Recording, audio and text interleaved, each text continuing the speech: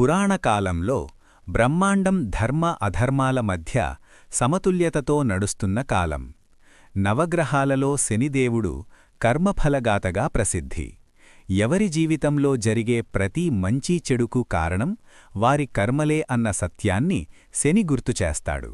కాని ప్రజలు శనిని భయంతో మాత్రమే చూస్తారు, భక్తితో కాదు. ఒక ధనవంతుడు, ధర్మపరాయణుడైన రాజు. కాని అతనిలో గర్వం ఎక్కువ. నా జీవితం నా కష్టఫలమే, దేవుళ్ల ప్రభావం లేదు అని శనిని అవమానిస్తాడు. ఇది శనిదేవుడికి పరీక్షగా మారుతుంది. రాజు జీవితంలో శని దృష్టి పడుతుంది. రాజు సంపద కోల్పోతాడు, కుటుంబం దూరమవుతుంది, అనారోగ్యం వస్తుంది. ఒకప్పుడు రాజప్రాసాదంలో ఉన్నవాడు వీధిలో భిక్షాటన చెయ్యాల్సిన స్థితికి చేరుతాడు. అయినా అతని మనసులో ప్రశ్న, నేను చేసిన కర్మలేనా ఇవి?